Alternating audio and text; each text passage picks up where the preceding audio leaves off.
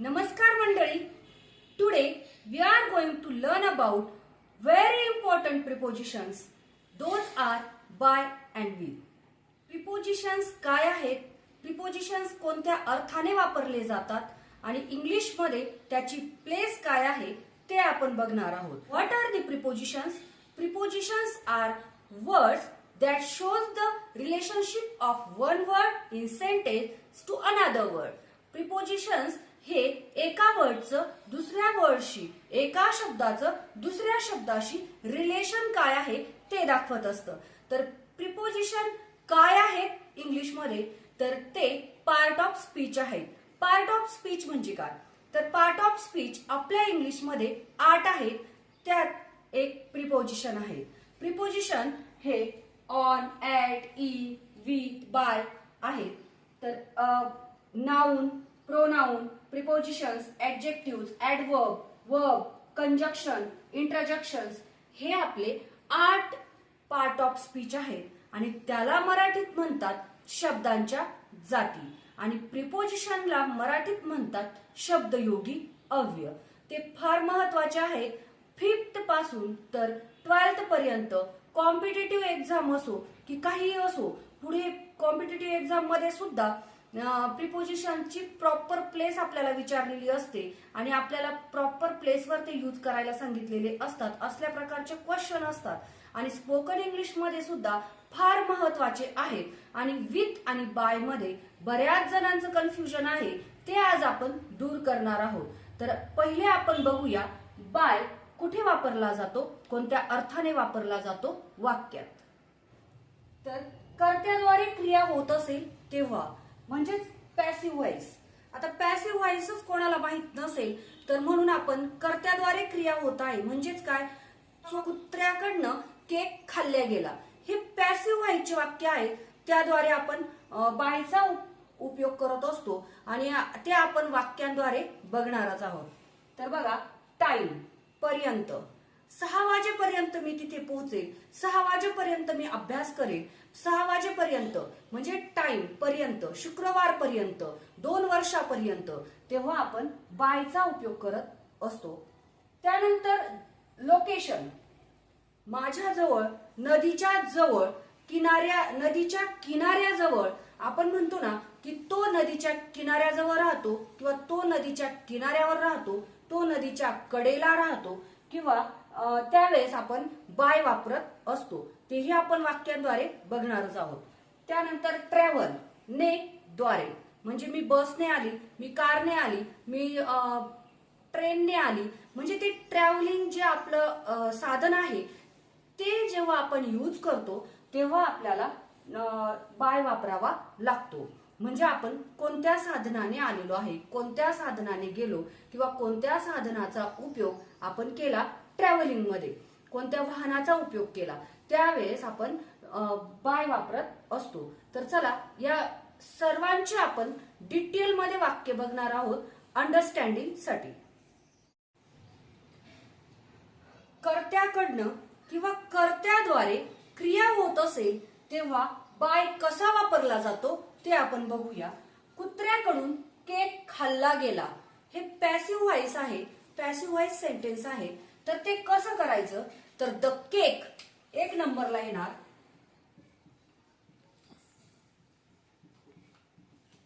The cake, त्यानंतर खाल्ला गेला पास्ट मध्ये आहे म्हणून was,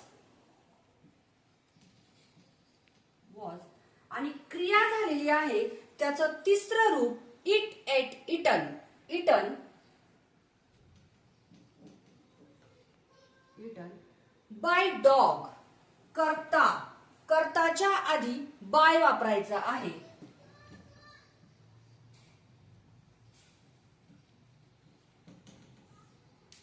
the cake was eaten by dog, इथे आपण बाय वापरत असतो. त्यानंतर मी 7 वाजेपर्यंत अभ्यास करेन. टाइम आपल्याला सांगायचं असेल, वेळ आपल्याला सांगायची असेल, वारही आपल्याला सांगायचं असेल, फ्रायडे पर्यंत वगैरे, पर्यंत म्हणून सुद्धा बाय वापरला जातो. वाक्याचा कर्ता आहे मी म्हणजेच आय. आता टेन्स आहे फ्युचर मध्ये, म्हणजेच विल किंवा शाल. आय आणि विल साठी शाल वापरतात, पण विल वापरला तरी पण चालतो, म्हणून आपण विल घेऊया. I will. आय विल काय क्रिया करणार आहे? मेन वर्ब आहे स्टडी. I will study. मी अभ्यास करेन. किती वाजेपर्यंत? By 7 PM.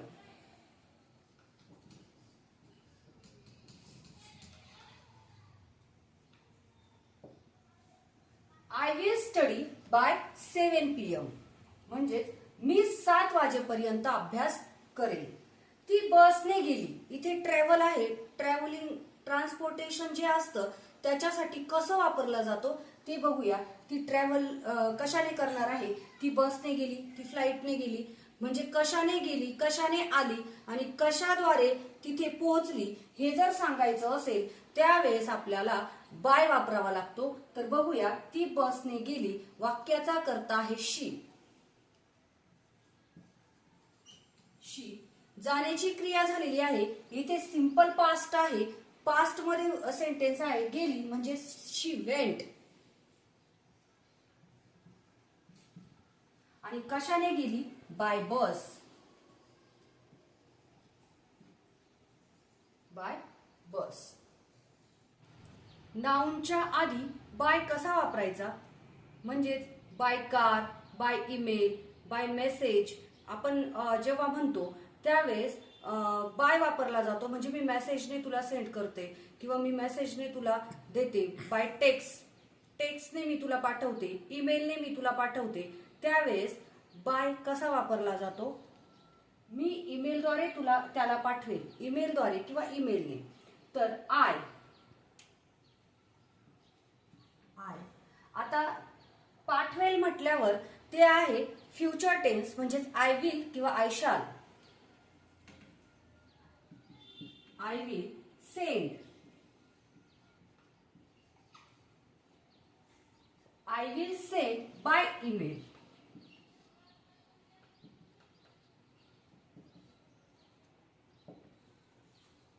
By email. I will send by email. एक नंबरला करता टेन्स फ्युचर आहे म्हणून विल, त्यानंतर मेन वर्ब आणि त्यानंतर जे नाउन आहे ते बायने जोडलेलं आहे. तो नदीच्या जवळ राहतो. नदीच्या जवळ राहतो किंवा नदीच्या कडेला राहतो. आपण मी मगाशी सांगितलंच की तो नदीच्या जवळ राहतो, नदीच्या कडेला राहतो, तो माझ्या जवळ राहतो. त्यावेळेस बाय वापरला जातो. तर बघा, वाक्याचा कर्ता आहे तो, म्हणजेच ही. आता राहण्याची क्रिया आहे म्हणून लिव्ह, आणि हा ही असल्यामुळे ही, शी, इट हे जेव्हा प्रोनाउन असतात, म्हणजे कर्ता एकवचनी असतो, तेव्हा सिंपल प्रेझेंट मध्ये आपल्याला वर्बला एस किंवा ईएस लावावा लागतो. He lives. याला वीएस. He lives.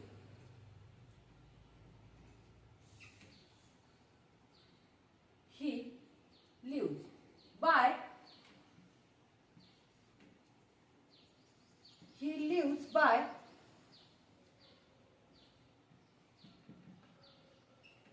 river. He lives by river. म्हणजे तो नदीच्या जवळ राहतो, तो नदीच्या कडेला राहतो. त्याच्यानंतर व्यायामाद्वारे मी स्वतःला निरोगी ठेवते. जेव्हा वर्बला आयएनजी लावलेलं असतो आणि ते वर्ब आपल्याला वाक्यात जोडायचं असतं त्यावेळेस आपल्याला बाय वापरावा लागतो. तो कसा बघूया. व्यायामाद्वारे, द्वारे, थ्रू मी स्वतःला निरोगी ठेवते. आता वाक्याचा कर्ता आपल्याला एक नंबरला घ्यायचा आहे आय कीप. आय कीप निरोगी, healthy.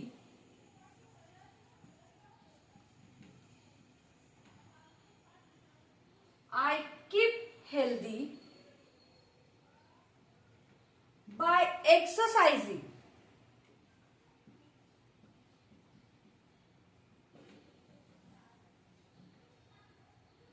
I keep healthy by exercising. म्हणजे हे जे आहे आयएनजी लावलेलं जे वर्ब आहे ते आपण बायने जोडलं. बाय प्रॅक्टिसिंग, नियमित प्रॅक्टिस करून. बाय ट्राईंग म्हणजेच आपण जेव्हा वर्बला आयएनजी लावतो तेव्हा आपल्याला बाय वापरावा लागतो. आपण बघूया विथ वाक्यात कसा वापरला जातो. विथ म्हणजे सह, म्हणजेच काय तर आपण मित्रांसोबत विथ फ्रेंड्स वगैरे असं म्हणतो तेव्हा. त्यानंतर ने किंवा शी, युजिंग ऑफ इन्स्ट्रुमेंट टूल्स वापरून आपण जे काही काम करत असतो, काही क्रिया करत असतो. जसं की मी पेनाने लिहित आहे विथ पेन, मी फ्रुट्स सुरीने कापते. तर विथ नाईफ म्हणजेच आपल्याला जे इन्स्ट्रुमेंट वापरायचे आहे. विथ हॅमर म्हणजे जे आपण क्रिया करतो ती क्रिया आपण कोणत्या इन्स्ट्रुमेंटला सोबत घेऊन करतो. म्हणजे फ्रुट्स कापत असताना किंवा गाय आपण दोरीने बांधतो विथ रोप. असं आपण जे इन्स्ट्रुमेंट वापरतो त्याच्या आधी आपल्याला विथ वापरावा लागतो. जे काही क्रिया करत असू त्या क्रिया करत असताना ज्या इन्स्ट्रुमेंटचा आपण वापर करत असतो त्यावेळेस त्याची मदत घेऊन आपण वापर करतो. म्हणजेच मी त्या इन्स्ट्रुमेंटने काम केलं त्यावेळेस बाय वापरायचा नाही. बाय आणि विथ मध्ये इथे गोंधळ होत असतो प्रत्येकाचाच, म्हणून विथ वापरायचा असतो. तर ते आपण वाक्यांद्वारे बघणारच आहोत. तर बरोबर आणि सोबत together, with friends, with my relative आपण म्हणतो ते आपण वाक्यांद्वारे बघूया. मी पेनाने लिहिते. आता माझं इन्स्ट्रुमेंट आहे पेन. तर पेनाने लिहिते हे इन्स्ट्रुमेंट मला जेव्हा सांगायचं असतं तेव्हा विथ वापरला जातो, बाय वापरला जात नाही. बघा, मी म्हणजे I write with a pen.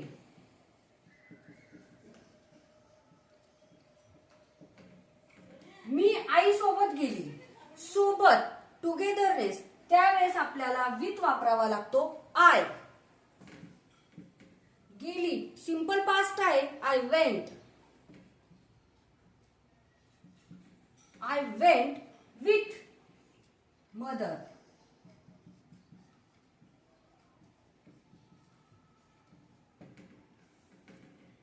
मी सुरीने फळे कापते. मग आपण इन्स्ट्रुमेंट वापरत आहोत सुरी, म्हणून आपल्याला इथे विथ वापरायचं आहे. I cut the fruits.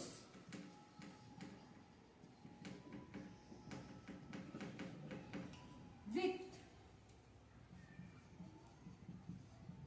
Knife.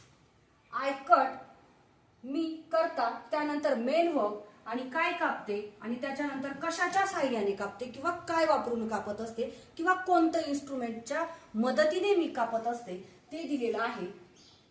आपण काही क्विज घेणार आहोत फॉर बेटर अंडरस्टँडिंग. आणि जरी नाही समजलं तरी आपल्याला समजतं की आपल्याला कुठपर्यंत समजलेलं आहे. नाही समजलं तरी इथे मी एक्सप्लेन करणारच आहे.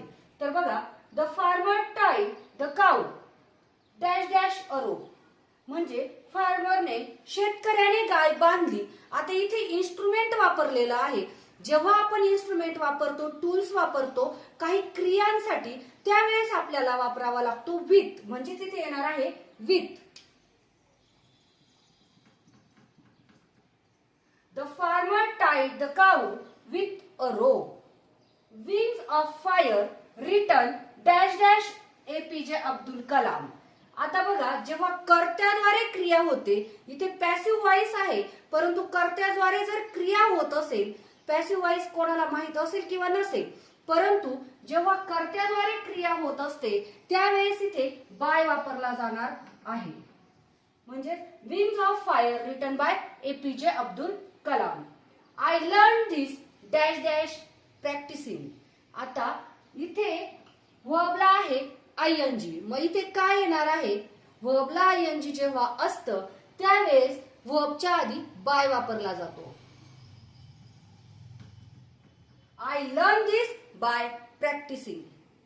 I broke the wood dash dash hammer.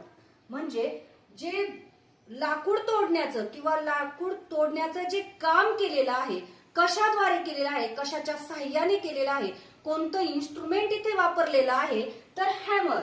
मग इथे बाय येणार की विथ येणार, तर इथे इन्स्ट्रुमेंट आहे, टूल आहे, म्हणून आपल्याला विथ वापरायचं आहे. I open the door dash dash fear, म्हणजे मी दरवाजा उघडला, म्हणजे इथे काय आहेत, इमोशन्स आहेत. हॅपीनेस, सॅडनेस, जे असे इमोशन्स आहेत त्याबद्दल ज्यावेळेस आपल्याला बाय किंवा विथ मधून वापरायचं असतो त्यावेळेस आपल्याला विथच वापरावं लागेल, विथ फिअर.